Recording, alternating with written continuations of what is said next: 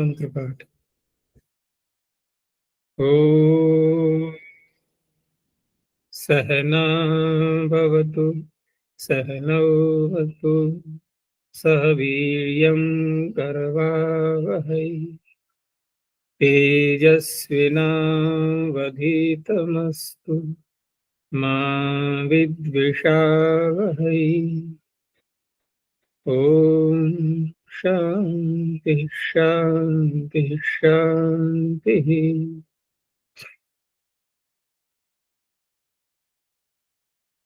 काशिका की 96वीं कक्षा, तृतीय अध्याय चल रहा है और उसके तृतीय पाद में 20 सूत्रों तक देख लिया था। पूछना है तो पूछो कुछ पीछे से। आचार्य प्रश्न संख्या 22 इसमें भावे दूसरे वाक्य से पंक्ति क्रिया सामान्यवाची भवति ही, ये समझ में नहीं आया है। अर्थ में सूत्र कह रहा है भावे, ठीक है ना। अब भू धातु से बना हुआ ये शब्द है। भू धातु का फिर अर्थ देखा, उसका अर्थ है होना, तो होना का तात्पर्य, और उसको खोला तो असभुवि, भूसत्तायाम असभुवि।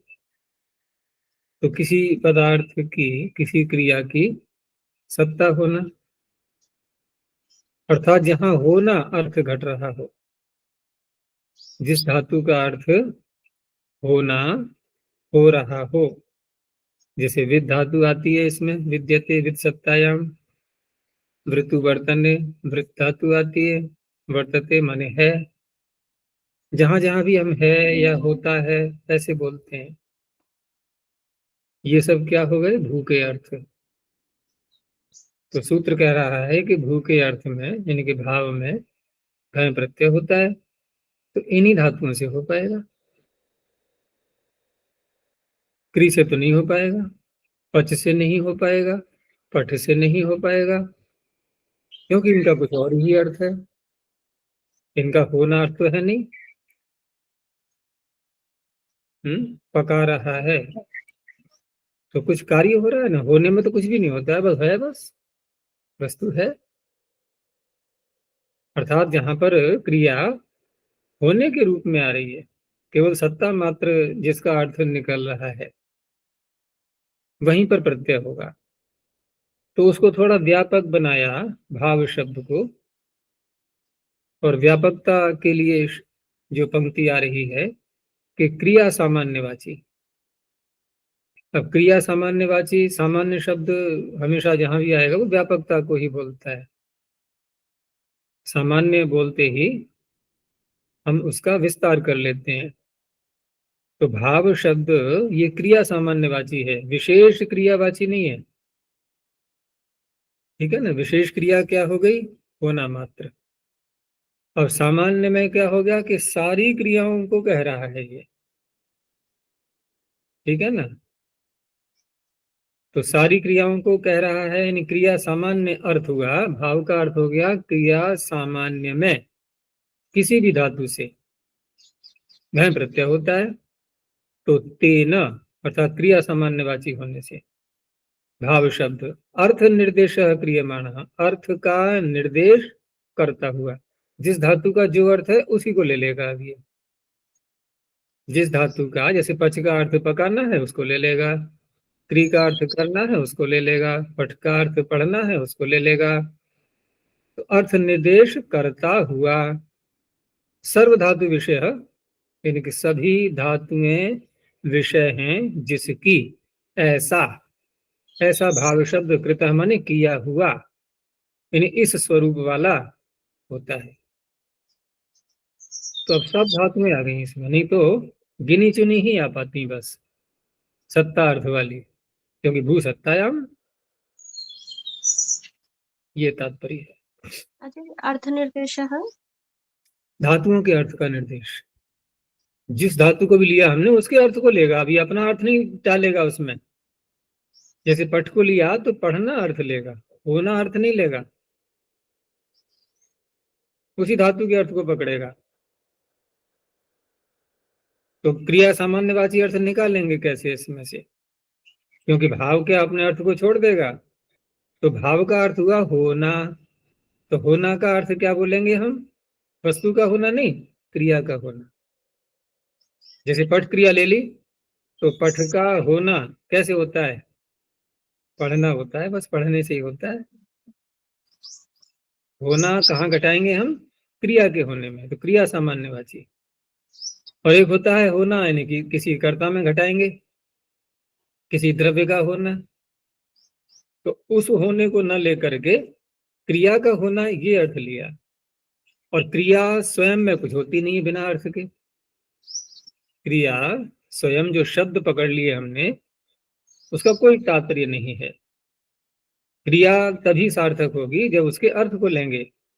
अब पठ में से हमने प और ठ लिख दिया कि पठ होना, बस प और ठ यहाँ पर है, ये होना हो गया नहीं, उसका अर्थ पकड़ना है। तो अर्थ निर्देश क्रियमाण, क्रिया के अर्थ का निर्देश करता हुआ सभी धातुओं के विषय वाला ये भाव शब्द बन जाता है। कृत भवति जहाँ आता है ना, ये कृतो भवति, इसका अर्थ है बन जाता है, किया हुआ हो जाता है, अर्थात बन जाता है। और उसी बात को आगे और खोल दिया है कि धातु के द्वारा धातु का अर्थ कहा जाता है। धातु स्वयं में कुछ भी नहीं है बिना अर्थ के। धातु अर्थस्य धातु न एवं उच्यते। धातु का अर्थ हम किससे कहेंगे, धातु से ही तो बोलेंगे, शब्द ही तो अर्थ को प्रकट करता है। तो धातु के द्वारा ही धातु का अर्थ कहा जाता है, और उसी अर्थ को ये भाव शब्द बोल रहा है, तो सभी धातु में आ गई। आगे फिर ये दूसरी बात थी कि यस तस्य सिद्धता नाम धर्म,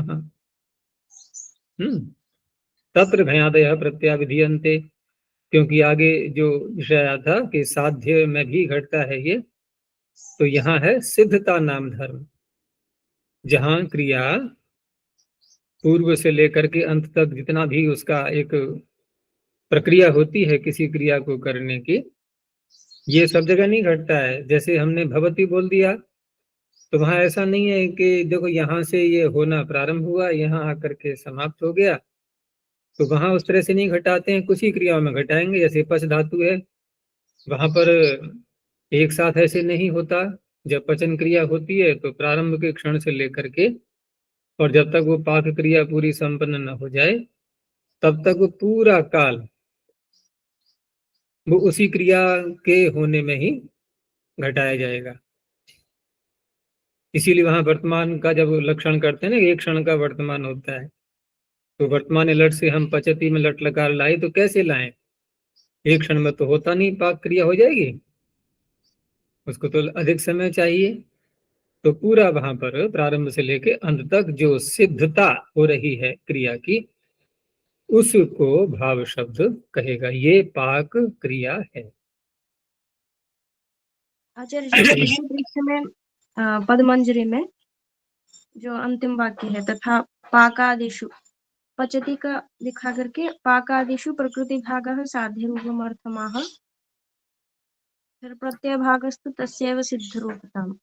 अब इसमें दोनों बातें जैसे ली जाती हैं ना, कि साध्य और सिद्धता दोनों जो ग्रहण होते हैं किसी क्रियावाची शब्द से, तो वहां पर जो मूल धातु हमने ले ली, क्योंकि हमने जब बनाया पाक शब्द, तो इसमें दो भाग करेंगे अब, एक धातु का भाग यानी कि प्रकृति का, और दूसरा प्रत्यय का भाग, और दोनों का अपना अपना महत्व है।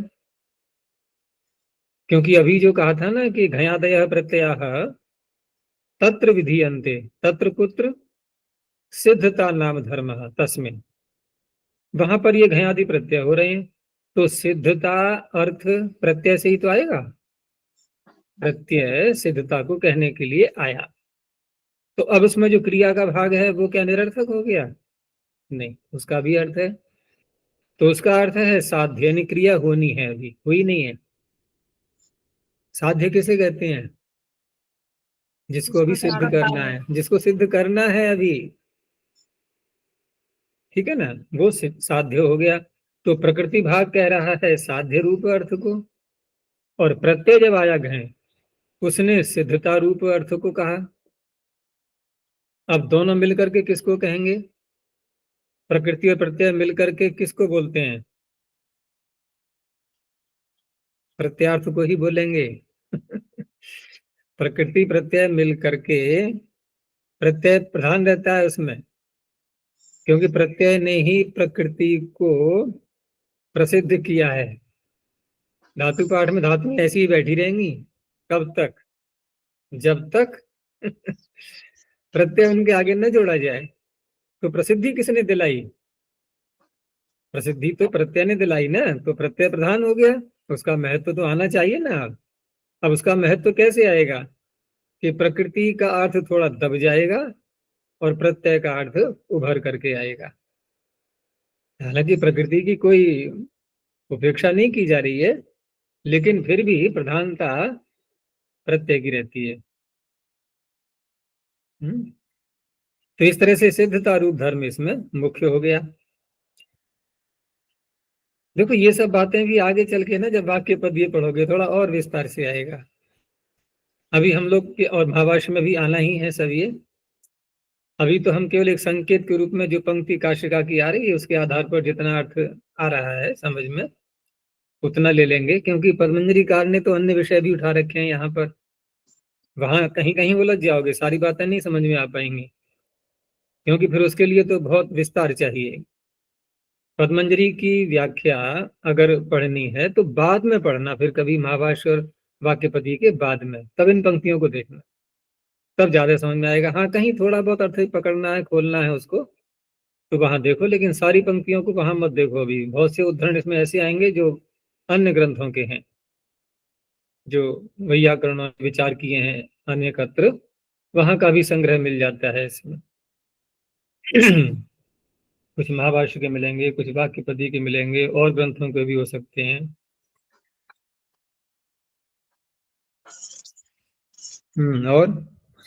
और आचार्य 19 पृष्ठ पर धारयन्ति इति धाराः जो आया था वो दृंग आदरे से नहीं हो सकता?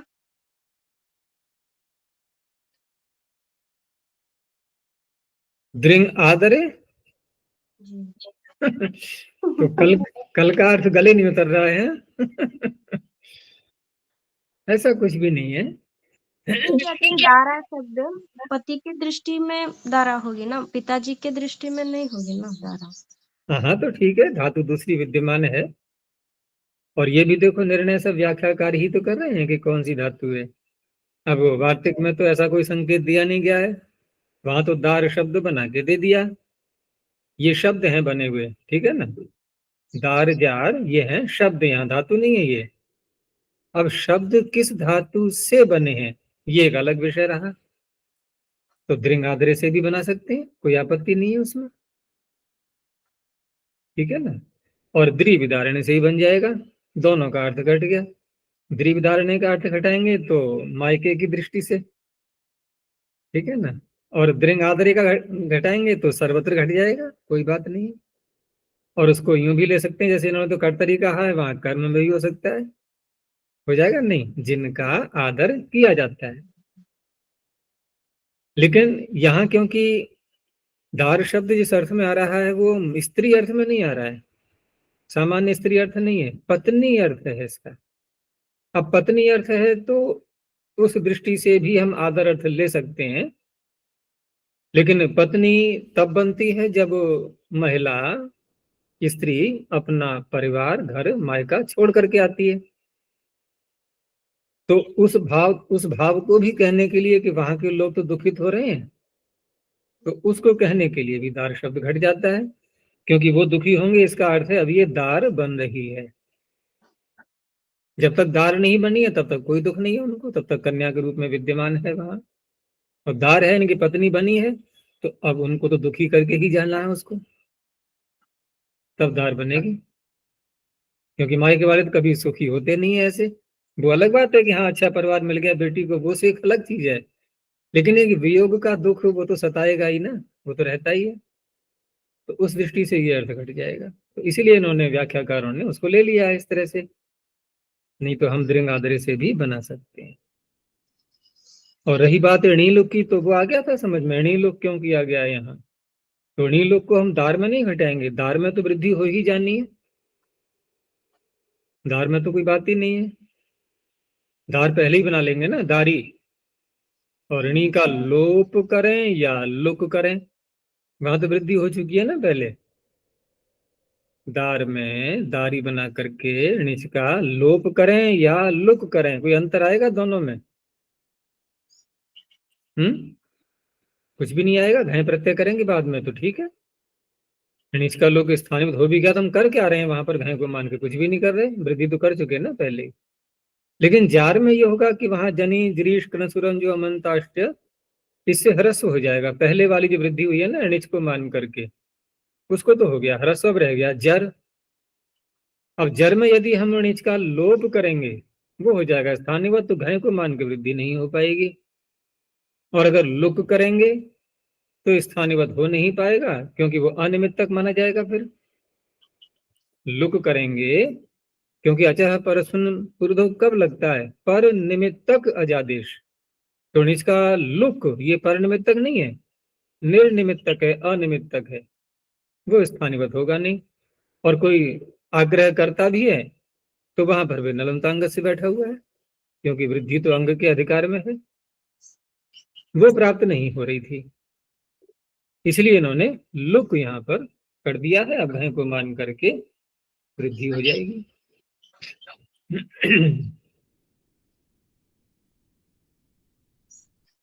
और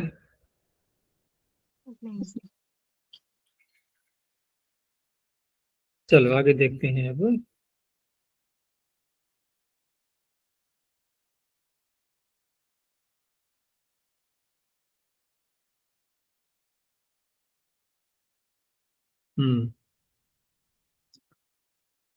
तो आगे सूत्र है इंगश्च।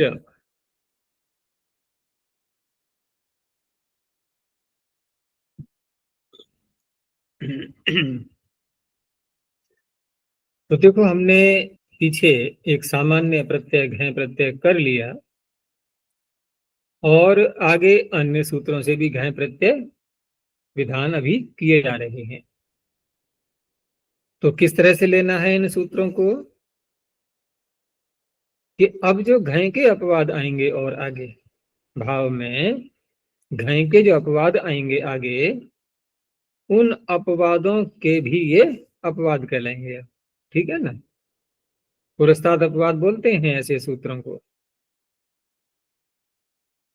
तो वही सूत्र हैं आगे अब। तो पहला सूत्र आया इंगश्च, इंगो धातुर घय प्रत्ययो भवति। तुरंत बता दिया कि अच उपवाद है, क्योंकि आवश्यकता क्या थी करने की। अच प्रत्यय किससे प्राप्त हो रहा था, एरच। ये सामान्य सूत्रों का ध्यान रखना सदा, एरच है, रीदोरप है, ठीक है ना, ये बहुत व्यापक सूत्र हैं ये भावे के अधिकार में। तो एरच से अच प्रत्यय की प्राप्ति हो रही थी, अगर ये सूत्र न बनता तो घय तो हो नहीं सकता था। और ये जो पीछे सूत्र आया था अकर्तरी से कार के संज्ञायाम, ये तो आगे जाना ही है सर्वत्र। तो किसी भी कारक में, कर्ता से भिन्न किसी भी कारक में ये प्रत्यय अथवा भाव मात्र में ये हो जाते हैं। अब ये प्रयोग को देख करके पता लगता है कि हम कौन से कारक में इसकी व्युत्पत्ति कर सकते हैं संभावना के आधार पर। जैसे अध्याय शब्द आता है यहाँ पर, तो अध्याय को हम दो रूपों में ले सकते हैं। यदि कर्म में हम करेंगे तो विग्रह हो जाएगा अधीयते यह सह अध्याय, जिसको पढ़ा जाता है। कह सकते हैं ना भाई, कौन सा अध्याय पढ़ रहे हो, संख्या पूछी जाती है, कौन सा अध्याय चल रहा है, कौन सा अध्याय पढ़ा जा रहा है। तो ये कौन से अर्थ में हुआ, कर्म में, जिसको पढ़ा जाता है। अधीयते यह स अध्याय। क्या हम इसको अधिकरण में भी कर सकते हैं?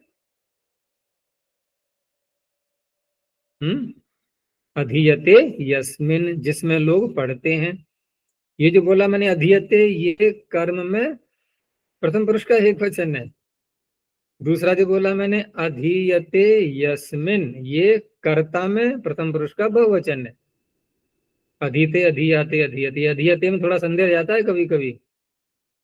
ये अधीयते हमने बोला ये कर्म में प्रथम पुरुष का एक वचन है या कि कर्ता में प्रथम पुरुष का बहुवचन है, दोनों में बनेगा नहीं बनेगा अधीयते? तो अधीयते यह स अध्यायः, ये कर्म में यहाँ दिखा दिया इन्होंने। ऐसे ही उपाध्याय, तो उपाध्याय में भी उप शब्द लगाया है, तो उप का अर्थ खोला इन्होंने उपेत्य। इसमें आ की मात्रा और जोड़ लेना पुस्तक में, उपेत्यास्माद।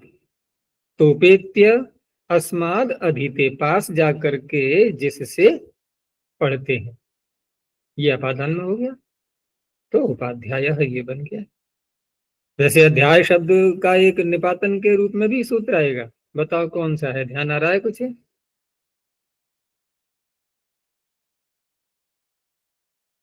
किसका आचार्य? अध्याय का? अध्याय, अध्याय शब्द अध्यायानुवाकयोर्। नहीं, वो अध्याय बनाने के लिए थोड़ी है, वो तो प्रत्यय के लिए है। न्याय शब्द भी है उस सूत्र में, उसी में है ना अध्याय। न्याय शब्द आता है ना, न्याय, तो न्याय का भी सूत्र आगे आएगा अभी। और ये प्रारंभ जहां से होंगे नहीं, हलश्य, जहां पर कर्णाधिकरणयोश्य का अधिकार चलता है ना, कर्ण में और अधिकरण में जो प्रत्यय किए गए हैं, तो हलंत धातुओं से भी किए गए, वहां पर हलश्य के आगे आता है अध्याय, न्याय, उद्याव और संहार, 4 शब्द। तो वो अधिकरण में वही जो बोल रहा था ना मैं अभी, अधीयते यस्मिन, जिसमें, हम पुस्तक खोल करके अध्याय खोला हमने, अब उसमें क्या कर रहे हैं? अध्ययन कर रहे हैं। ये अधिकरण में हो गया नहीं हो गया? अधीयते यस्मिन स अध्यायः। तो करना उससे अध्याय अयोध्या सूत्र से यहाँ पर ऊपर से जो आ रहा है ना अनुवर्ती अध्याय, वहां पर प्रत्यय कौन सा आ रहा है पीछे? वहां भी घय प्रत्यय है एक तो ये घय प्रत्यय चल रहा है, पदरुज विशेष विशु घय से जो प्रारंभ हुआ था। एक वहां भी घय प्रत्यय आएगा, अवे त्रिस्त्रोर घय, आ रहा है ध्यान? तो उस घय की अनुवृत्ति वहां ले जाते हैं, अध्याय न्यायोद्याव संघाराश्य। तो वह अधिकरण में निपातन के लिए है वहां पर।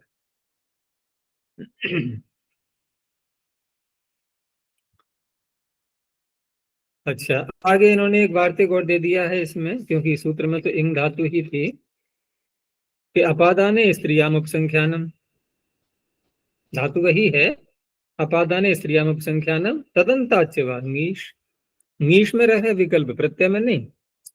तो अपादान में जैसे आपने उपाध्याय बनाया, तो ये तो बन गया पुल्लिंग में, हमें बनाना है स्त्रीलिंग में, तो बन जाएगा क्या?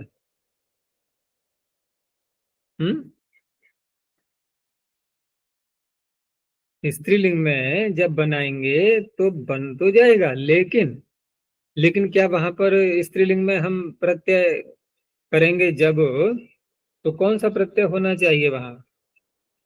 नीश तो हो नहीं सकता वहां, तो फिर टाप ही होगा ना, अजाद्यतष्टा।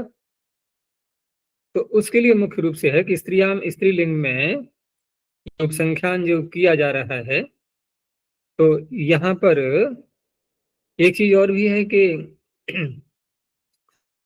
यहाँ जैसे प्रत्यय कहे जा रहे हैं, इसमें लिंग का निर्देश नहीं है कहीं भी, ठीक है ना, लिंग का निर्देश यहाँ पर नहीं है।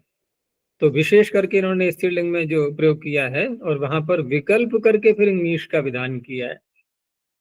तो जिस पक्ष में नीश करेंगे तो उपाध्यायी बन जाएगा, ये उस महिला को कहा जाएगा जो विदुषी होकर के अध्यापन कर रही है, उपाध्याय की पत्नी नहीं, वो एक अलग विषय बनेगा। और विकल्प से नीश करेंगे, जब नीश नहीं करेंगे तो टाप हो जाएगा, तो उपाध्याया, उपाध्यायी। तो ये दोनों किसके लिए आए शब्द? जो कि विदुषी है स्वयं। एक है सामान्य स्त्री और पति उसका उपाध्याय है, तो वहां पर पुंयों का दाख्यायन सूत्र आएगा ना 4थे अध्याय में, तो पुंयोगादाख्यायाम से स्त्रीलिंग में ङीश प्रत्यय होता है, तो वो तो वहां नित्य ही होगा ङीश, वो विकल्प नहीं होगा।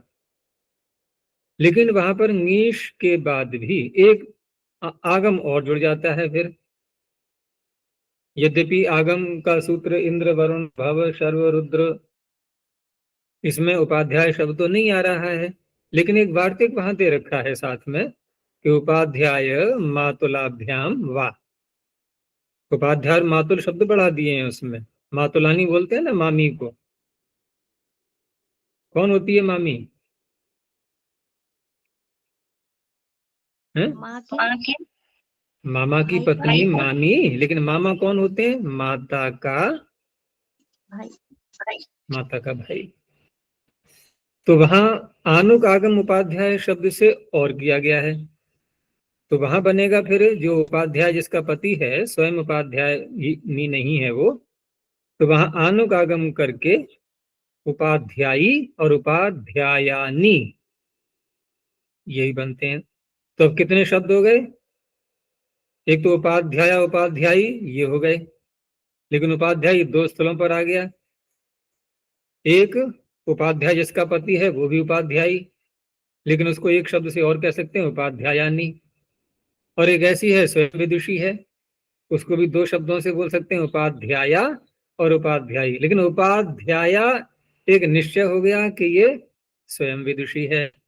उधर उपाध्यायानी उससे निश्चय हो गया कि इसका पति उपाध्याय है, लेकिन उपाध्यायी में दोनों बातें आ गई, ये दोनों तरफ जाएगा।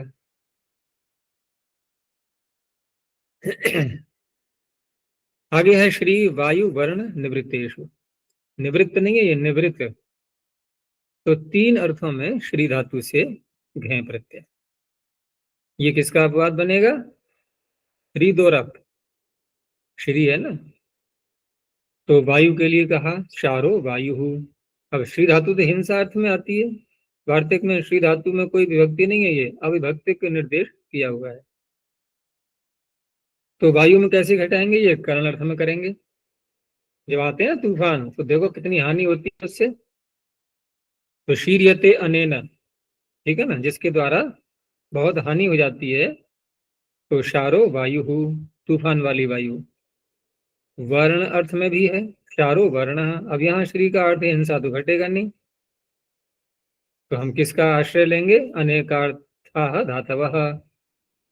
तो अनेकार्थक होने से यहाँ श्री का अर्थ ले लेंगे एक, क्योंकि वर्ण रंग अर्थ में ले रहे हैं। तो श्रीयते शीर्यते अर्थात चित्रीक्रियते, जिस वस्तु पर लगाते हैं हम वर्ण को, वह वस्तु एक चित्र विचित्र बन जाती है, अनेक रंगों वाली होती हुई। तो चित्रीकरण अर्थ में धातु का अर्थ लेते हुए शारह बनेगा, ये भी कर्ण में करेंगे।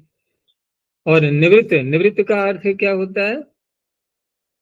निवृत्त, तो निवृत्त कहते हैं वस्त्र के लिए, निश्चित रूप से जिससे आवरण हो जाता है व्रेय आच्छादने, तो निवृत्त अर्थात वस्त्र।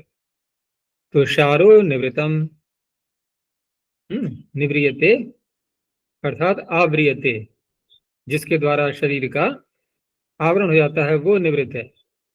तो उसी अर्थ में शार शब्द का इन्होंने प्रयोग किया है।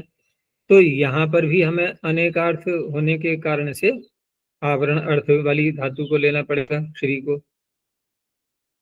एक इसमें इन्होंने प्रमाण के रूप में कहीं का वाक्य दिया हुआ है, ये श्लोक का अंश हो सकता है कि गौरिव अकृत निशारः प्रायण शिशिरे कृशः। करो अर्थ क्या बनेगा?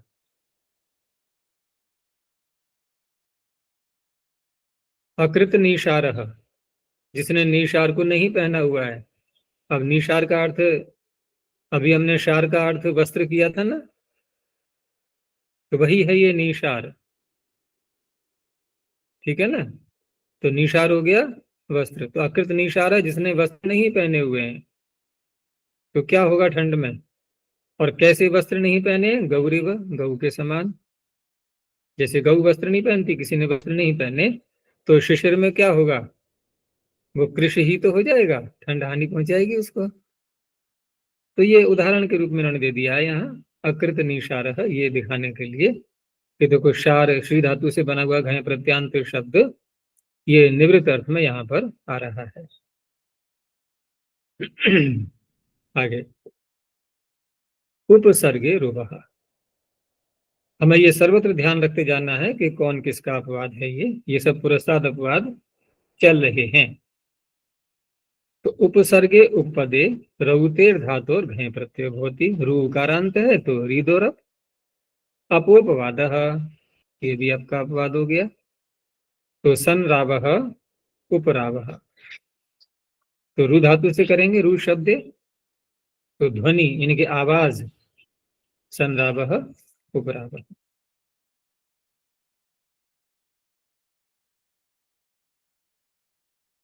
आगे कहा उपसर्ग इति किम, उपसर्ग नहीं लगाएंगे तो फिर रीदोरप ही लगना है, तो वहां पर रब हो जाएगा। रब माने वही शब्द, वो शब्द सुना है ना, कल रब, कल कल ध्वनि, कल रब। आगे समी यु द्रु दुवह, इसमें देखो यु द्रु दु कैसी हैं सारी, ये उकारांत, तो रीदोरप उसी का अपवाद है। ये भी कहीं न भी लिखा हो तब भी हमें समझ लेना है, यहाँ बताया नहीं इन्होंने क्या अपवाद है, लेकिन हमें पता लग रहा है उकारांत होने से उसी का अपवाद है ये। तो समी उपदे यु द्रु दु इत्येतेभ्यो धातुभ्यो घय प्रत्यय भवति, संयावः संद्रावः संदावः। क्या होता है संयाव, यु मिश्रणे अमिश्रणे च, संयाव शब्द, मुंह में पानी नहीं आया सुनते ही, हलवा हलवा खाते हैं ना। अब देखो शब्द स्वयं में कुछ भी नहीं है देखा जाए तो, यदि अर्थ का पता न हो तो जैसे कहते हैं ना कि नींबू शब्द बोलते ही मुख में पानी आ जाता है, तो शब्द ने लाया पानी नहीं, अर्थ ने लाया और वो भी तब, अर्थ पता होना भी, इसमें भी दो बातें हैं। एक हमने किसी पुस्तक में अर्थ पढ़ लिया, ठीक है, अर्थ पता है। एक हमने स्वयं उसका उपभोग करके, ठीक है ना, पूरा पूरा परीक्षण भी कर लिया है, तब जाकर के नींबू कहने से मुख में पानी आएगा, वैसे नहीं आएगा। तो एक अर्थ का अनुभव और एक अर्थ को जानना, बहुत अंतर है दोनों में। शाब्दिक ज्ञान और व्यावहारिक ज्ञान, जैसे इनमें अंतर होता है। तो शाब्दिक ज्ञान से नहीं बनते हैं पंडित। रावण कैसा था, शब्द का ही तो पंडित था केवल। रावण को भी वेदों का विद्वान कहते हैं ना, लेकिन जीवन में तो उसने आचरण में उतारे ही नहीं वेद, वो शाब्दिक पंडित हो गया बस केवल। तो संयाव हलवा, और बाकी जो ध्रु धातु है या दु है, तो ये तो दोनों गति अर्थ में आती है ना, दु ध्रु गतौ, एक ही स्थल पर है, दु ध्रु गतौ, तो भागने अर्थ में, ठीक है ना, भागना, गति। समीति किम, तो प्र लगा देंगे तो फिर तो रीदोरप लगेगा, तो प्रयवः। आगे श्रेणी भुवो नुपसर्गे, इसमें दो इकारांत हैं और एक उकारांत है, तो अच और अप दोनों के अपवाद बनेंगे, एरच और रीदोरप। तो श्रेणी भू इत्येतेभ्यो धातुभ्यो अनुपसर्गेभ्यो घय प्रत्ययो भवति, ये अनुपसर्गे में जो सप्तमी आ रही है ना, और अर्थ में दे रहे हैं अनुपसर्गेभ्यः, तो पंचमी के ही अर्थ में सप्तमी सूत्र में माननी होगी। अज अपोहो अपवादः, तो श्री से श्रायः, नी से नायः, और भू से भावः, ये है भाव शब्द। जो भावे सूत्र में आया था भाव शब्द वो यही है। जैसे वहां मैंने कहा था कि यही सूत्र तो प्रत्यय करेगा, तो यही सूत्र प्रत्यय का तात्पर्य घय प्रत्यय, वो ये कर रहा है या और कोई कर रहा है, क्योंकि वहां भी तो अगर ये सूत्र न बनाते तो प्रश्न तो बना रहता, फिर भाव बन कैसे गया, घय प्रत्यय आपने कर कैसे लिया, ये तो उकारांत है, तो रब से अब होना चाहिए, नहीं भव बनना चाहिए था, तो उसका समाधान ये करेगा, हुआ तो घय ही है, इससे होता है घय। ठीक है ना, भाव शब्द में घय प्रत्यय का यही सूत्र है। तो श्रायः नायः भावः, श्रायः क्या होता है, श्री धातु है, आश्रय है, आश्रय अर्थ हो जाएगा इसका। और नायः का अर्थ नयन, अर्थात नयन क्रिया, ले जाना। और भाव का अर्थ हो गया होना। अनुपसर्ग इति किम, उपसर्ग लगाएंगे तो फिर एरच और रीदोरव यही लगने हैं। प्रश्रयः, प्रणयः और प्रभवः। प्रश्न उठाया कथम प्रभावो राज्य, यह वाक्य कहीं मिला इनको प्रामाणिक ग्रंथ का कि यहाँ राजा का प्रभाव, इसको कहने के लिए ये प्रभाव शब्द कैसे बन गया, यहाँ तो उपसर्ग लगा हुआ है, प्रभाव बनना चाहिए था। तो कि आप इस तरह से बना ही क्यों रहे हो, आप प्र उपसर्ग पूर्वक भू धातु से क्यों कर रहे हो प्रत्यय। आप भू से प्रत्यय करो पहले, आप वो घय श्रेणी भुवो से भाव बन गया, फिर प्र के साथ में समास बाद में कर लो। शीघ्रता क्या है पहले से करने की। तो प्रकृष्टो भावः इति प्रादि समासो भविष्यति, दूसरा उपाय है बनाने का। चलो ठीक है, यहाँ तो हमने देख लिया कि प्र के साथ में समास करके समाधान हो गया। लेकिन नय शब्द यहाँ तो उपसर्ग है भी नहीं, तो नायः बनना चाहिए। कथम च नयो राज्य, वहां प्रभावो राज्य था, ये नयो राज्य, राजा की नीति। ठीक है ना, तो अब तो इनके पास भी उत्तर नहीं रहा कोई। जब कोई उत्तर नहीं रहा तो बहुल तो है ही, उसका सहारा ले लिया। कृत्य लोटो बहुलम इति अज भविष्यति, अच प्रत्यय हो जाएगा।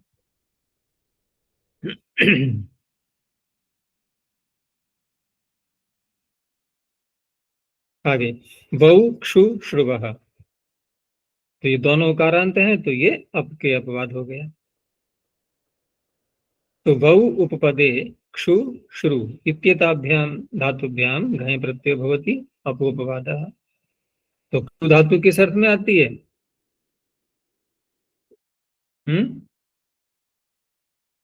क्षु, नहीं ध्यान आ रहा है। तो क्षु शब्दे, और एक सूत्र और भी है इसी, जो टू लगाया है इसके कारण से, त्वितोथुच, तो वहां उदाहरण मिलेगा क्षवथु, खांसी को बोलते हैं क्षवथु। तो विक्षावह का अर्थ क्या हो जाएगा, शब्द करना। ऐसे ही श्रु धातु से विश्रावह, वी उपसर्ग लगाना पड़ेगा हमें, तो विश्रावह का हो जाएगा, क्योंकि श्रु धातु श्रवण अर्थ में आती है। और श्रवण अर्थ यहाँ किस तरह से घटाएंगे, यहाँ श्रवण वैसे नहीं, अपितु वी लगा दिया गया है। तो विशेष श्रवण क्या होता है, किसी की प्रसिद्धि हो जाना। जैसे परमात्मा को भी श्रुत कहा गया है वेदों में, परमात्मा कैसा है, श्रुत। तो श्रुत का अर्थ पता है क्या है, प्रसिद्ध, जिसको सबने सुना है। ठीक है ना, श्रुत का अर्थ क्या होगा वैसे, सुना हुआ। कोई प्रसिद्ध व्यक्ति होता है, कोई वस्तु होती है, कोई नगर है, कोई देश है, तो कहते हैं ना कि क्या आपने, आप जानते इसको, सुना है कभी, कि हाँ सुना है। तो सुनना, ये सुनना, सुनना सुनना, सुन सुन के क्या होता है, वस्तु प्रसिद्ध हो जाती है। तो परमात्मा कैसा है, श्रुत। तो विश्राव है विशेष श्रवण, अर्थात विशेष प्रसिद्धि। आगे अवोदोरणीय, नहीं अभी इसका वी का रह गया, हाँ बहु इति किम, तो क्षवः और श्रवः यहाँ पर रिदोरब लग जाएगा बिना उपसर्ग के। इसमें इन्होंने हाँ ठीक है, इतना ही है। आगे है अवोदोरणीय है, तो अव उत इत्येतयोरुपपदयोर नयतेर धातुर घय प्रत्यय होति। धातु इकारांत है, ये उसका तेरज का अपवाद हो गया। अवनायः उन्नायः, अब धातु एक ही है, लेकिन उपसर्गों ने बिल्कुल विपरीत अर्थ कर दिया एक दूसरे से। एक हो गया अवनति और दूसरा हो गया उन्नति।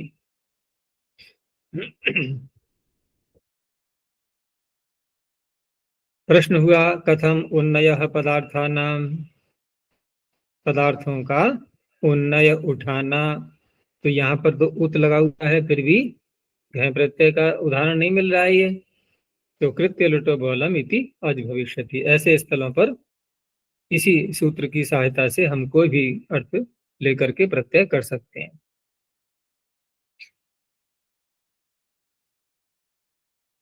आगे प्रे दुस्तु श्रुवः, यहां भी सब उकारांत हैं ये। तो प्र शब्द उपदे द्रु स्तु श्रु इत्येतेभ्यो धातुभ्यो घय प्रत्ययो भवति। तो द्रु तो पीछे भी आई थी, वहां क्या बनाया था,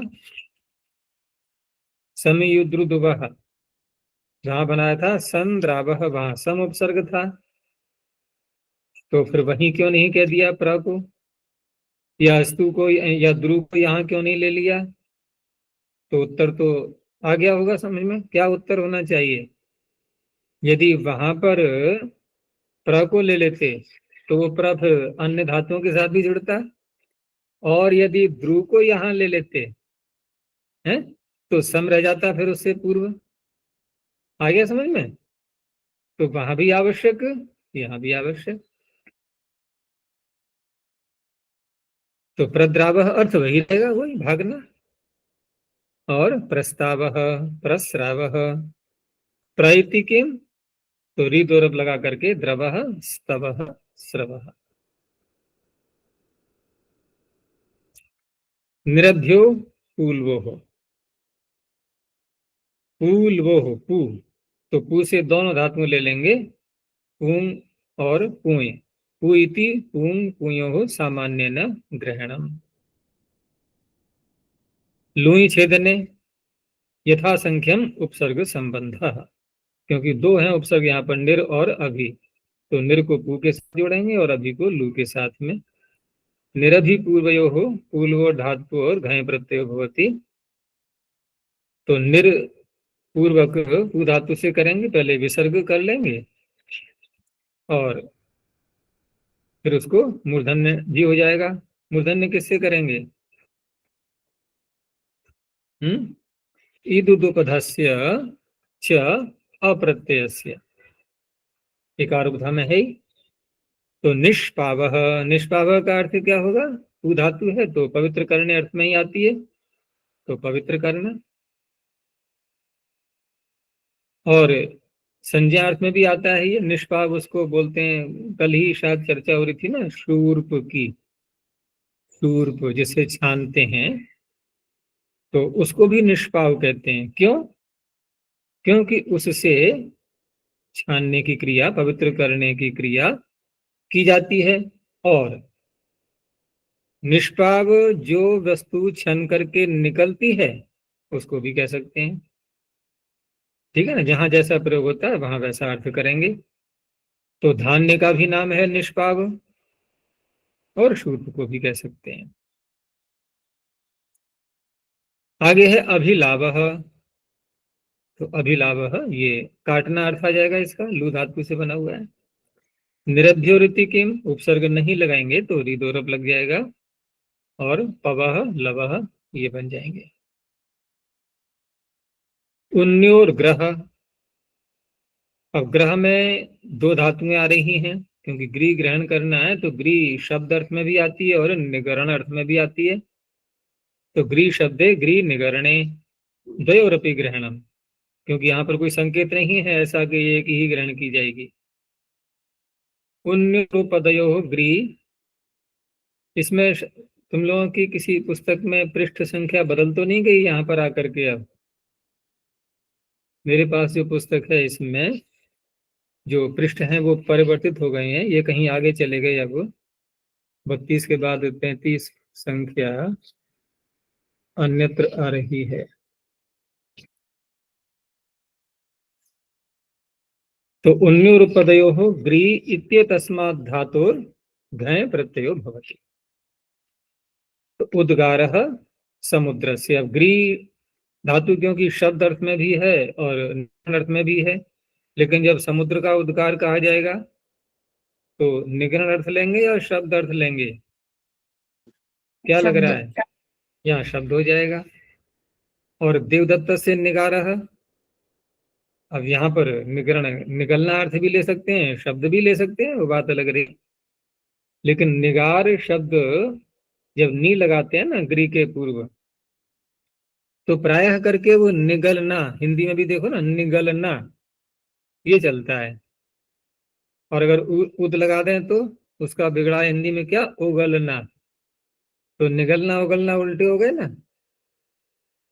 अर्थात अगर ग्री निगरणे धातु के साथ में उद लगाएंगे तो हो जाएगा बाहर को निकालना, उगलना। और नी लगाएंगे तो अंदर को ले जाना। तो यहाँ नी लगाया हुआ है तो निगारा था, देवदत्त से निगलना अर्थ हो गया। तो ग्री निगरणे है ये। उन्यो ऋतिकिम, तो गरह, किसे कहते हैं, गर, विष को,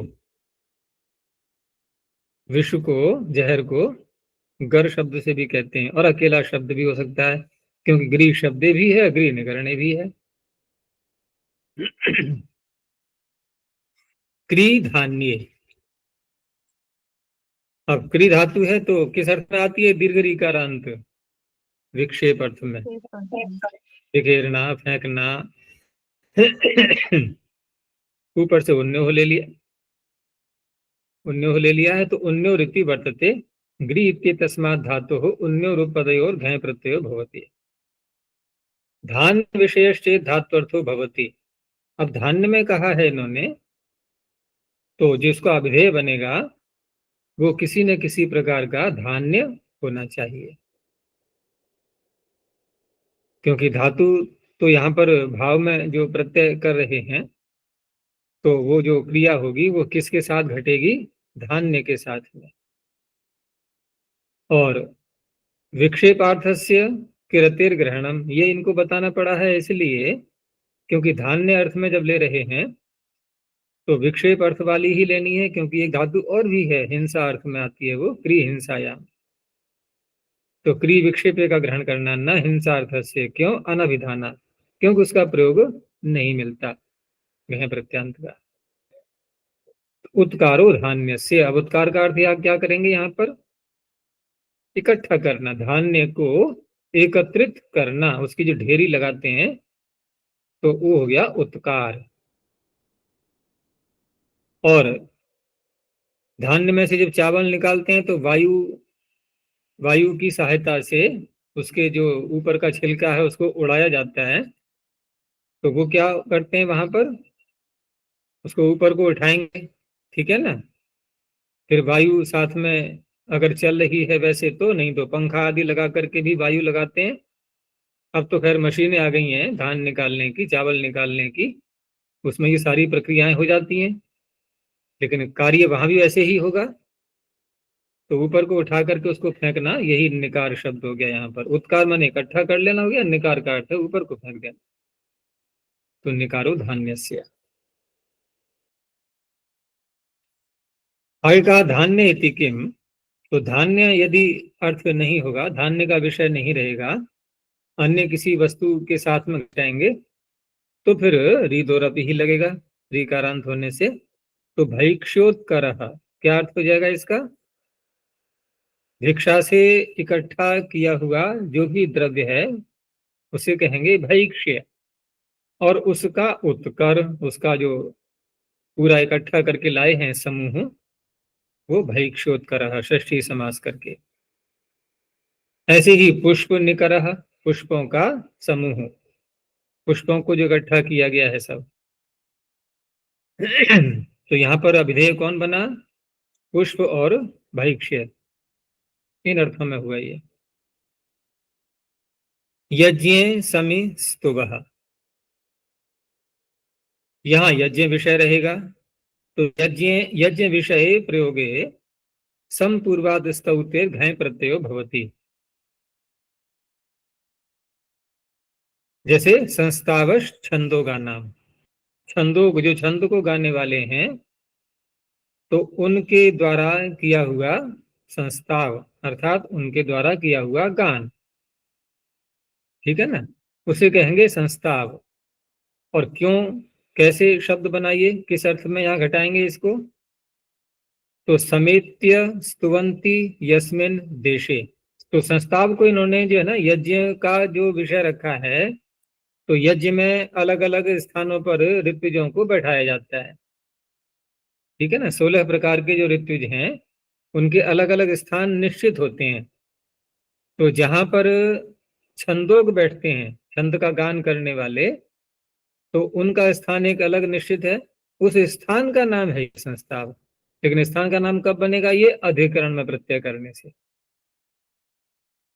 तो समेत इकट्ठे होकर के सम का अर्थ कर दिया। स्तुवंती यस्मिन् देशे छंदोगाः स देशः संस्थावः इत्युच्यते। उस देश का नाम है संस्थाव। और यज्ञ इति किम, यज्ञ विषय यदि नहीं होगा तो रिद और अब से अप्रत्यय करके बनेगा संस्तवश छात्रयोः, छात्रों का संस्तव। तो छात्रों का संस्तव का तात्पर्य क्या है? ये छात्रयोः द्विवचन है। छात्रों के द्वारा कोई विषय प्रस्तुत किया गया, वही संस्तव है, या स्तुति आदि ले सकते हैं। आगे है प्रेस्त्रो अयज्ञे। यहां पर हम यूं भी कह सकते हैं यज्ञ समिस्त वह में कि इन्होंने यहाँ घय प्रत्यय करके ये संस्ताव शब्द बनाया और अधिकरण में व्युत्पत्ति की है। तो अधिकरण में सूत्र आगे आएगी, कौन सा? लिट प्रत्यय करने वाला, कर्णाधिकरण योश्च। करण में अधिकरण में लिट प्रत्यय होता है ना, तो उसका अपवाद भी कह सकते हैं इसको।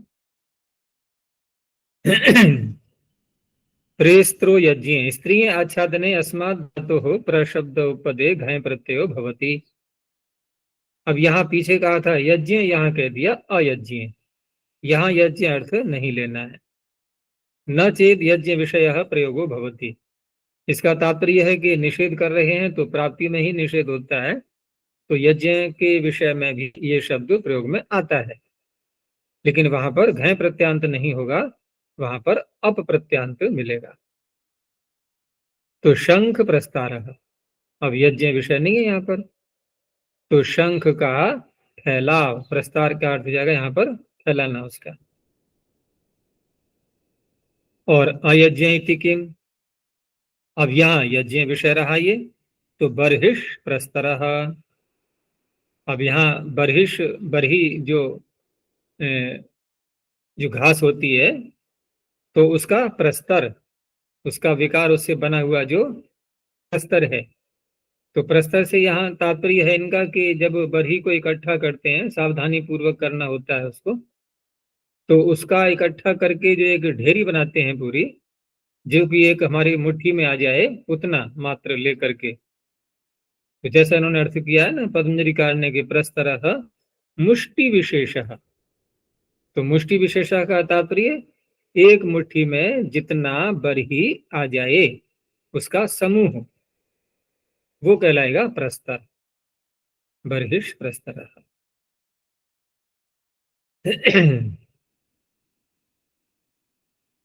आगे धातु यही चल रही है अभी। सूत्र दिया प्रथने वाव शब्दे, तो स्त्री आच्छादने अस्मात् धातुर वी शब्द उपदे घय प्रत्ययो भवति।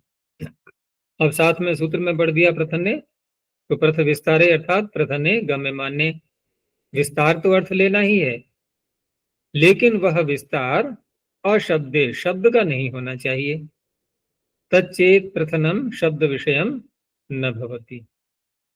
तो देखा होगा बहुत सी पुस्तकों में जो भूमिकाएं आदि लिखी जाती हैं प्रारंभ में, तो लेखक पूरा अपना कथन लिख करके, प्राक कथन है या भूमिका है, तो क्या लिखते हैं अंत में? अलम अति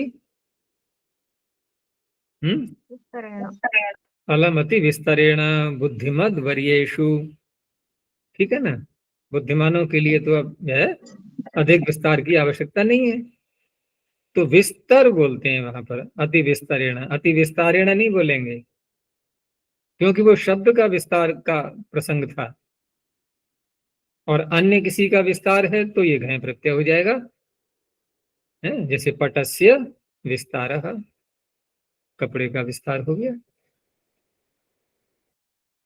प्रथन इति किम, अब विस्तार अर्थ नहीं लेंगे हम, ठीक है ना, और शब्द भी न हो, तो उस अवस्था में तृण विस्तरः, अब ये तिनकों का बिस्तर है, ये बिस्तर हो गया। जिस हिंदी में चलता है ना, बिस्तर इसी का बिगड़ा हुआ है, बैठने का आसन, तो तृण विस्तरः। अशब्द इति किम, अब ये शब्द अर्थ में हो गया, तो बिस्तरो वचसाम, ये है वाणी का विस्तर। अभी एक सूत्र में और आया ये छंदो नामनी च, क्योंकि ये शब्द छंद के नाम में भी आता है, तो वहां भी घय प्रत्यय से ही बनेगा ये। और ये दोनों सूत्र उसमें असमर्थ थे बनाने में, तो वौ स्त्रः इति वर्तते, विपूर्वात् स्त्रणाते छंदो नामनी घय प्रत्ययो भवति। छंद का नाम ही है अब ये सीधा, इसी सूत्र में कहा छंदो नामनी। तो वृत्तम अत्र छंदो गृह्यते, क्योंकि यहाँ जो शब्द प्रयोग में आएगा विस्तार शब्द, तो छंद का नाम रखा गया है, और छंद जो है ना, वृत्त को ही छंद कहते हैं। वृत्तम अत्र छंदो गृह्यते यस्य गायत्र्यादयो विशेषाः, गायत्री आदि जो विशेष नाम है, अनेकों बार मैंने बताए होंगे, जो मुख्य छंद है वेद के, वो 7 आते हैं। कौन कौन से हैं वो? गायत्री, उष्णिक, अनुष्टुप, बृहति, पंक्ति, त्रिष्टुप, जगति, ये 7 छंद हैं। तो वहां पर तो मुख्य छंद हो गए, लेकिन उन मुख्य छंदों में से फिर उनके अवान्तर भाग और होते हैं बहुत से, और कुल मिलाकर के फिर पहुंच जाते हैं 104 छंद तक, ठीक है ना, विस्तार करते करते। तो वहां पर एक विस्तार पंक्ति, पंक्ति तो इन्हीं में से आ गया, गायत्री, उष्णिक, अनुष्टुप, बृहति, पंक्ति, तो पंक्ति के साथ में ही विस्तार शब्द लगता है, फिर ये विशेष पंक्ति छंद हो गया। इसीलिए कहा यस्य गायत्र्यादयो विशेषा न मंत्र ब्राह्मणम, क्योंकि यहाँ पर जो छंद शब्द आ रहा है सूत्र में, तो देखा होगा अनेकत्र बहुलम छंदसी आदि छंद छंद छंद ऐसे बोलते हैं जब, तो वहां किन का ग्रहण करते हैं? वहां ग्रहण करते हैं मंत्र और ब्राह्मण। अकेले मंत्र आता है तो वेद को ले लेते हैं, छंदस शब्द आता है तो ब्राह्मण भी साथ में जोड़ देते हैं। तो यहाँ पर भी छंदस शब्द है ये, तो कहा छंदस होने पर भी ये मंत्र ब्राह्मण के लिए प्रयोग में नहीं आ रहा है, ये आ रहा है वृत्त के लिए, ठीक है ना, वृत्त जो छंद होते हैं उनके लिए। क्यों? क्योंकि अगर केवल मंत्र ब्राह्मण लेना होता तो पाणिनि नाम शब्द नहीं बोलते सूत्र में, फिर क्या बोलते? छंदसी च, छंदो नाम नहीं बोलते। तो नाम शब्द ग्रहण करने से क्या हुआ कि अब वृत्तवाची शब्द लेना है। तो विस्तार पंक्ति छंद, अभी नाम कैसे, इसका व्युत्पत्ति कैसे करें, घटाएंगे कैसे इसको छंद में? तो अधिकरण में कर सकते हैं, विस्तीर्यन्ते अस्मिन् अक्षराणि, जिसमें अक्षरों का विस्तार होता है, और उसके बाद फिर पंक्ति शब्द के साथ में उसका कर्मधारय समास कर लेंगे। विस्तारश्च असौ छंदः विस्तार छंदः, ये विस्तार पंक्ति, विस्तारश्च असौ पंक्ति ही विस्तार पंक्ति ही, ऐसे कर्मधारय समास हो जाएगा। और विस्तार में वी और स्तार, तो सकार को मूर्धन्य भी करना होगा, तो मूर्धन्य करने के लिए वहां फिर ऐसा ही सूत्र है एक, षत्व के प्रकरण में वहां यही सूत्र दोबारा आया है, ध्यान आ रहा है, छंदो नाम नीचे वहां भी ऐसे ही है, उससे मूर्धन्य हो जाएगा।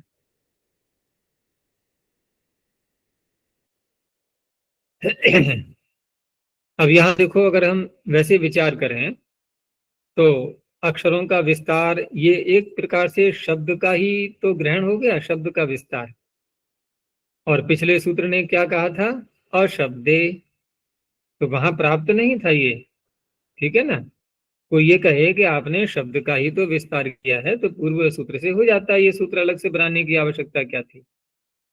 तो पूर्व सूत्र शब्द में करता ही नहीं, इसलिए ये सूत्र बनाना अनिवार्य था। तो विस्तार पंक्ति छंद, विस्तार बृहति छंद, ये अन्य शब्द छंदों के साथ भी जुड़ जाएगा, है। विस्तार पंक्ति छंदो अत्र, नहीं, विस्तार पंक्ति शब्दो अत्र छंदो नाम, तो ये पूरा एक छंद का नाम हो गया, ठीक है ना। न घयंतम शब्द रूपम, केवल घयंत यदि हम बोलेंगे विस्तार, केवल घयंत यदि विस्तार शब्द बोला जाएगा तो ये कोई भी छंद नहीं है, ठीक है ना। किसी अन्य छंदवाचक शब्द के साथ में इसको जोड़ना होगा, तब ये छंद का नाम बनता है। अकेला यदि जो विस्तार है तो वो छंद के अर्थ में नहीं आ पाएगा। तो फिर समास करने के बाद जो पूरा शब्द बना है, तो विस्तार शब्द पूरे शब्द का हो गया अवयव, ठीक है ना। तो तत्र तु अवयवत न वर्तते, तो अवयव के रूप में ये विद्यमान है। यहाँ पर आगे बोलना पड़ेगा हमें, विस्तार पंक्ति है या विस्तार बृहति है, इस प्रकार से। और छंदो नामनी इति अधिकरण सप्तमी ऐसा, तो अधिकरण में यहाँ सूत्र में सप्तमी दी गई है, अर्थात किसी शब्द में अवयव के रूप में छंद अर्थ को कहने के लिए ये शब्द प्रयोग में आता है, ये तात्पर्य है। आगे उदि ग्रह, उदि उपपदे ग्रहेर धातुर घय प्रत्यय भवति, तो ग्रह धातु ये अप का अपवाद कैसे हो गया। अब तो हमने देखा कि री दो रफ रीकारांत हो या उकारांत हो, तो ये तो न रीकारांत है न उकारांत है, तो अब का अपवाद कैसे हो गया।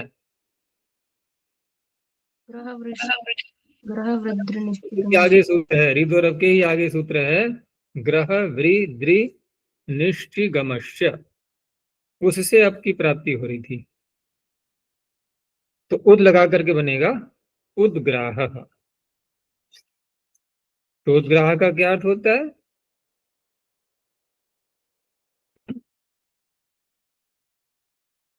तो उद्ग्राह वैसे जो प्रयोग आता है इसका शास्त्रों में कहीं कहीं पर, तो विद्या के विस्तार के लिए भी आता है उद्ग्राह, ठीक है ना। तो प्रयोग के आधार पर अर्थ कर लेंगे। और आगे वार्तिक दिया इन्होंने, क्योंकि वेदों में भी इसका प्रयोग मिलता है, लेकिन वहां पर थोड़ा परिवर्तित होकर के।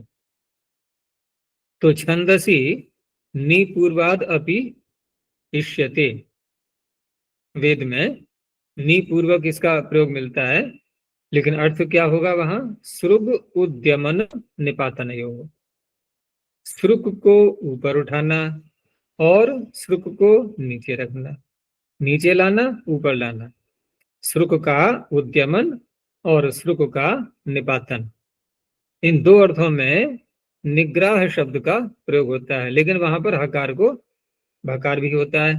तो हकार को भकार करने के लिए अलग वार्तिक है, हरिग्रह और भष छंदसी, वेद में हरि और ग्रह इन दोनों में हकार को भकार करने का है वो। तो हकार को भकार करके उद्ग्राह का बन जाएगा उद्ग्राभ, निग्रह का बन जाएगा निग्राभ। तो वहां प्रमाण के रूप में वाक्य दे दिया है छंद का, उद्ग्राभम च निग्राभम च ब्रह्मदेवा अभिवृधन, इस तरह से।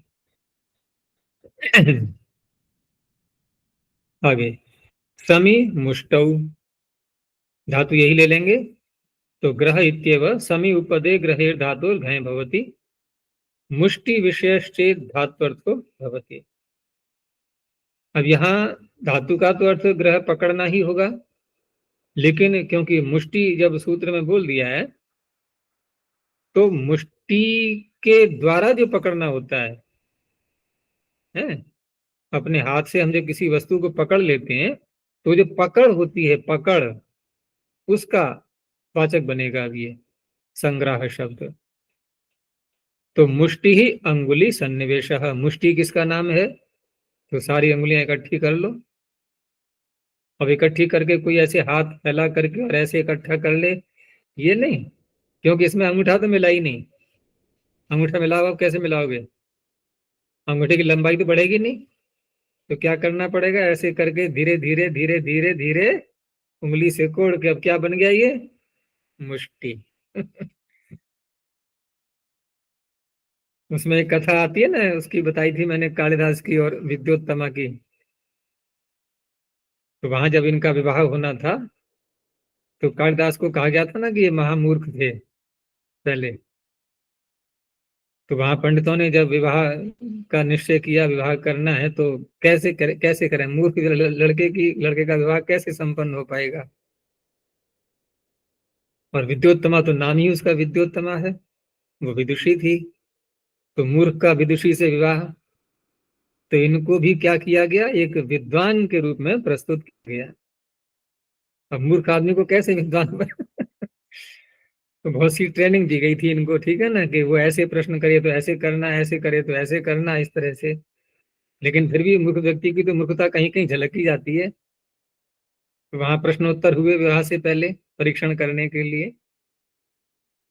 तो बताते हैं कि विद्योत्तमा ने, और भी बहुत से प्रश्न हुए थे। एक शायद पहले उसने कहा था ऐसे उंगली दिखाई दी, ठीक है ना, एक ऐसे करके, उसका तात्पर्य था कि एक ही तत्व है ब्रह्म। तो कालिदास ने सोचा कि ये मेरी आंख फोड़ने के लिए संकेत कर रही है कि तेरी आंख फोड़ दूंगी मैं, ठीक है ना। तो उसके प्रत्युत्तर में क्या करना चाहिए, तो कालिदास ने पूरा हाथ ही दिखा दिया, ठीक है ना, कि मैं तेरे थप्पड़ मारूंगा फिर। तो पंडितों ने क्या अर्थ किया इसका, कि देखो आपने कहा कि एक ब्रह्म है, लेकिन कालिदास कह रहे हैं कि 5 पंचभूत भी होते हैं। वो 5 उंगलियों से ऐसे इशारा कर रहे हैं, ठीक है ना। अब ये बात कालिदास समझ नहीं पाया कि मेरी व्याख्याएं ऐसी की जा रही हैं। उसके पश्चात फिर एक स्थल पर उसने भी ऐसे किया। अब उसका संकेत था यहाँ पर, ये सारा संसार ही पंचभूतों से बना हुआ है। उन्होंने देखा कि ये मुझे थप्पड़ मारने को बोल रही है। अब उन्होंने फिर ऐसे उसने कहा मैं तुझे घूंसा मारूंगा, फिर मुट्ठी में बंद कर ली। अब उसकी व्याख्या पंडितों ने की कि पंच महाभूत हैं तो, लेकिन ये सारा मिलकर के बनता है, एक एक भूत से एक एक वस्तु नहीं बनती है। जब सब 5 मिल जाते हैं तब किसी वस्तु का निर्माण होता है। वैसी कथाएं चलती हैं। तो यहाँ मुट्ठी की जो पकड़ है ना, उसको कहा गया संग्राह। अब ये कहाँ अधिक स्पष्ट झलकती है, तो पहलवान जो होते हैं मल्ल, तो अहो मल्लस्य संग्राह, वो पकड़ ले तो छूटना मुश्किल हो जाएगा। अहो मुष्टिकस्य संग्राह, तो दृढ़ मुष्टिता, क्योंकि सम लगा दिया ना, अच्छी पकड़, दृढ़ मुष्टिता आख्यायते।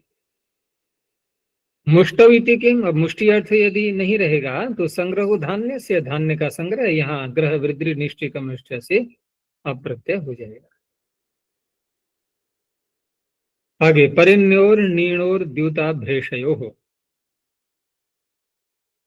धातुएं भी 2 हैं यहाँ पर, उपसर्ग भी 2 हैं और अर्थ भी 2 हैं।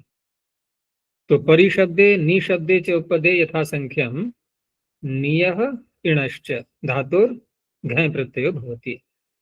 दोनों इकारांत हैं तो अचोपवाद है, एरच का अपवाद हो गया।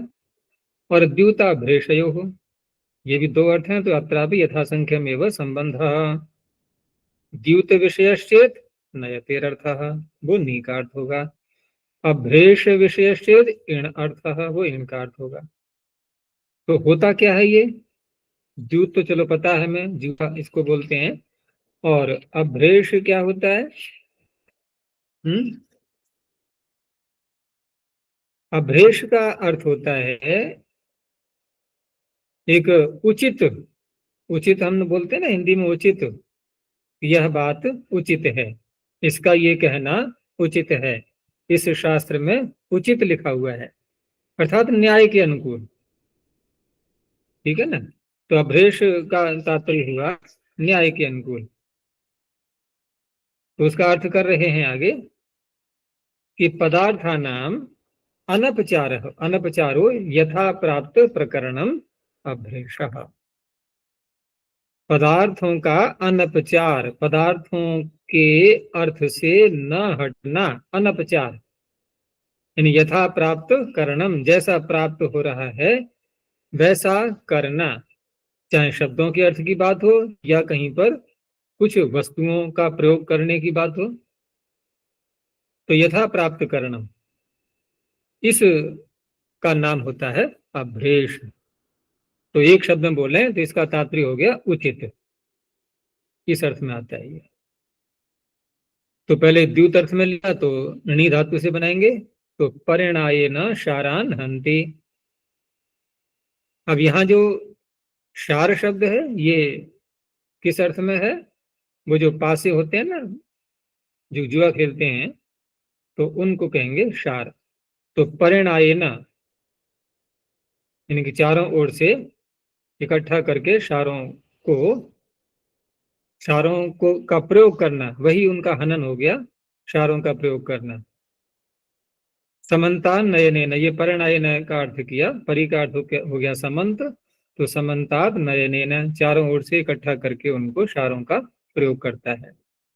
और अभ्रेष में तो येषु अत्र न्यायः, ठीक है ना, अर्थात ये यहाँ पर अभ्रेष है। अभ्रेष का तात्पर्य उचित है, उचित को ही कहा न्याय, कि यहाँ पर न्याय है अर्थात ठीक है ये। तो ठीक अर्थ भी कह सकते हैं इसको, उचित या ठीक एक ही बात है।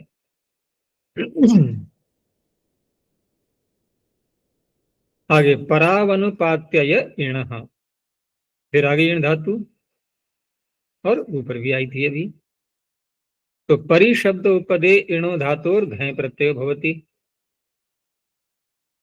अनुपात्यय शब्द है इसमें सूत्र में, अनुपात्यय। तो अनुपात्यय क्या है? ये अनुपाति का अय, अनुपातिनः अयः, अय माने गमन, तो अनुपाति का गमन, अनुपाति का अय, ये हो गया अनुपाति। अनुपाति क्या है? अनुपाति का तात्पर्य एक दूसरे के पीछे क्रम से चलना। तो चलने वाले जो हैं वो कौन हो गए? अनुपाति। जो एक दूसरे के पीछे क्रम से कार्य कर रहे हैं वो हो गए अनुपाति। और उनका अय, उनकी बारी आ जाना, तो सीधा अर्थ निकलता है पर्याय, जिसको बोलते हैं हम लोग, वही शब्द बना रहा है सूत्री है। तो क्रम प्राप्तस्य अनतिपातः, जो क्रम चल रहा है उसको न भंग करना, इसे कहेंगे अनुपात्ययः, अर्थात परिपाटी। ये भी शब्द आता है प्रयोग में। अटपट गतु होता है ना, तो पठातु भी गति अर्थ में आती है, और पतलिदी गतु, तो अनुपाति और अनुपाट परिपाटी, वही परिपाटी है। तो तव पर्यायः मम पर्यायः, तो परि उपसर्ग लगा करके इण धातु से घय प्रत्यय हो गया। अब यदि अनुपात्य अर्थ नहीं होगा, अर्थात पर्याय अर्थ नहीं लेना है, क्रम से कोई प्रसंग नहीं चल रहा है, ऐसा अर्थ नहीं लेना है, तो उस अवस्था में तो फिर इण धातु से इकारांत में से एरचि ही लगेगा। तो कालस्य पर्ययः, अब यहाँ पर्याय का अर्थ होगा एक प्रकार से अतिक्रमण हो जाना, अतिक्रमण, काल का अतिक्रमण, उल्लंघन उसका,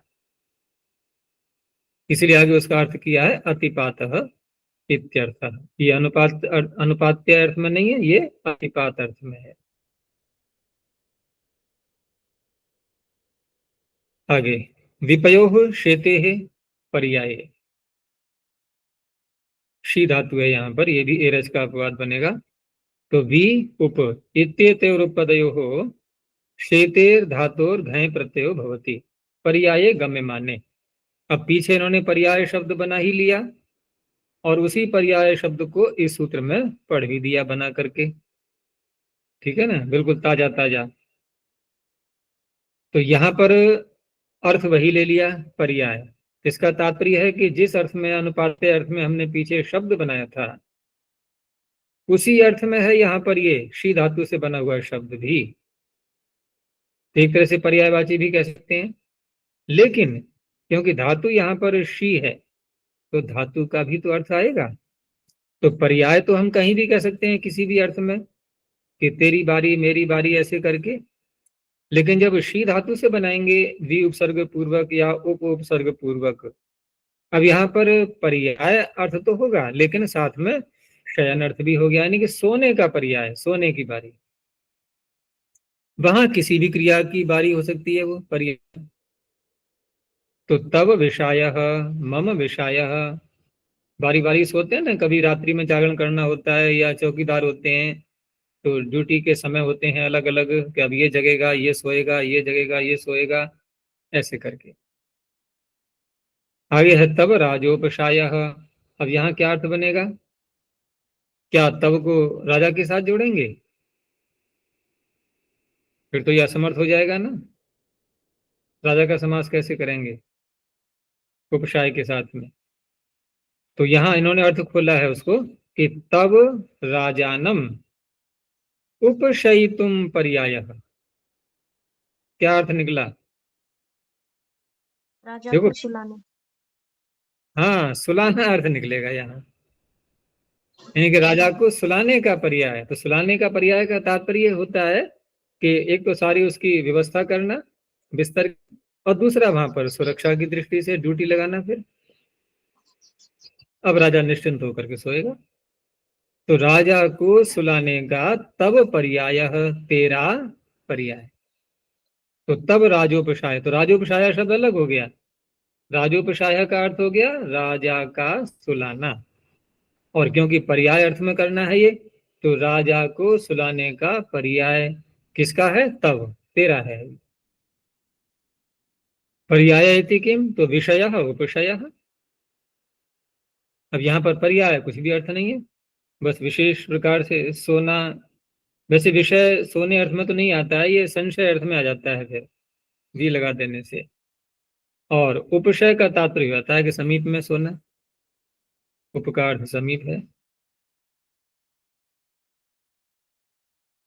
आगे हस्तादाने ए रस्ते, ये ची धातु है इसमें, ये भी एरज का अपवाद बनेगा। तो हस्तादाने गम्यमाने, हाथ से लेना, ये अर्थ यदि द्योतित हो रहा हो तो चिनोतेर धातुर घय प्रत्यय भवति। और हाथ से चोरी की वस्तु भी लेते हैं, चोरी करते हैं, तो कहा अस्तेय न चेत स्तेयम, अर्थात चौर्यम भवति, चौर्य अर्थ नहीं लेना है। हस्तादान ग्रहणेन प्रत्यासक्ति ही आदेयस्य लक्ष्यते। जब हाथ से ग्रहण करने की, लेने की बात आ रही है, तो इससे ये भी अर्थ निकल रहा है कि जिस वस्तु को ग्रहण किया जाएगा वह वस्तु हाथ के निकट है। प्रत्यासक्ति कहते हैं निकटता के लिए, समीपता, वह वस्तु उसके निकट है।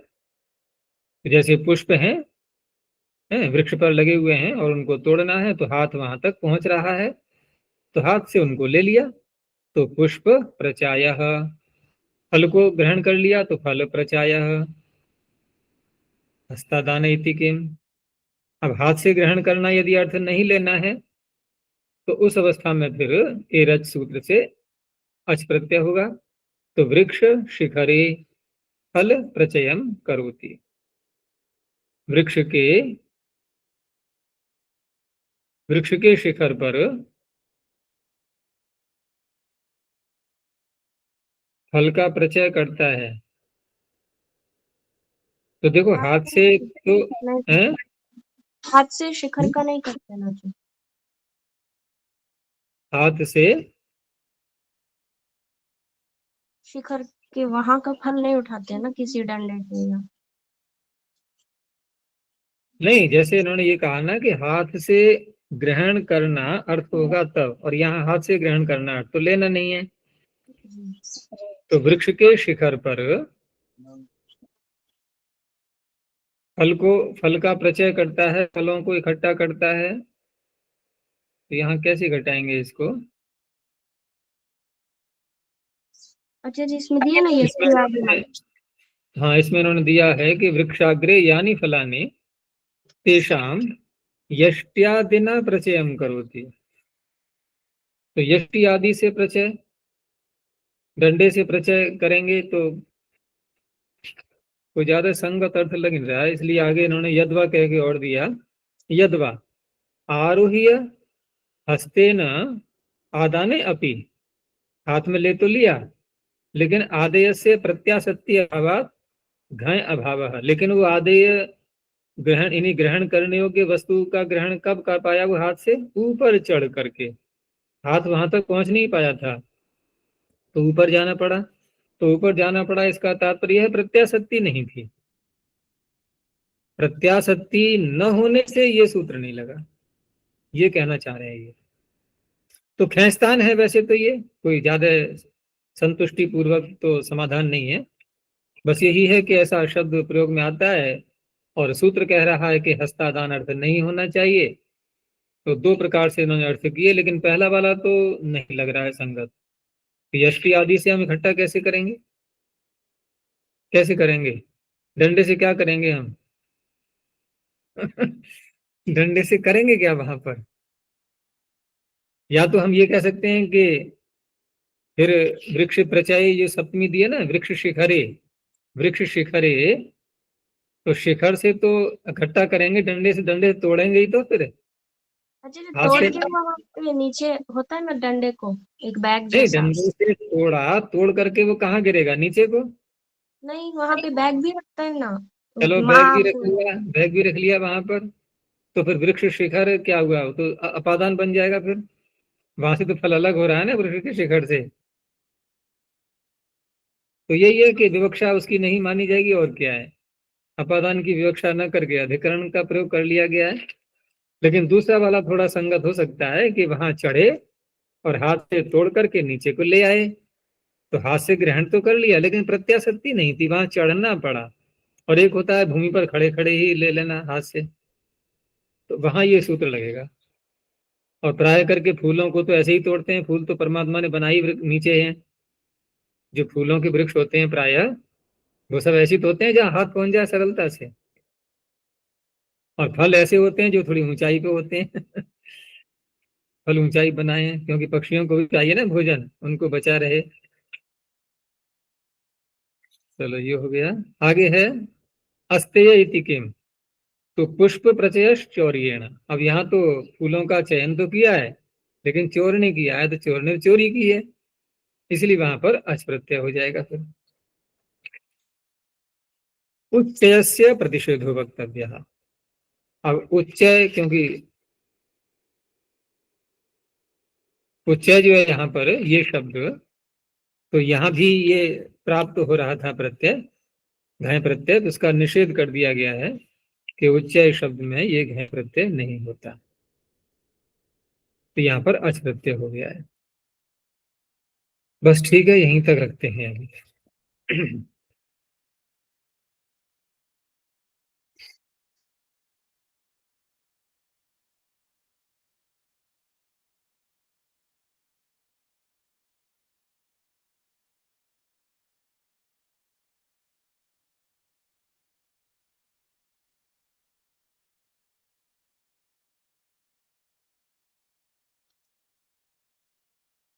प्रणोध्वनि।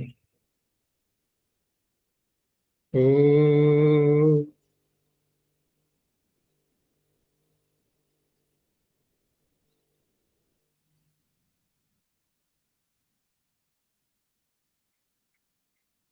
ओ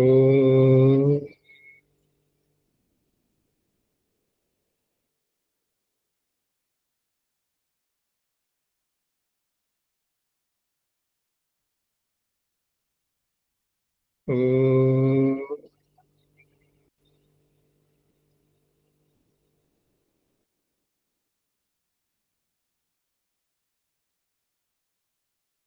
शांति शांति शांति।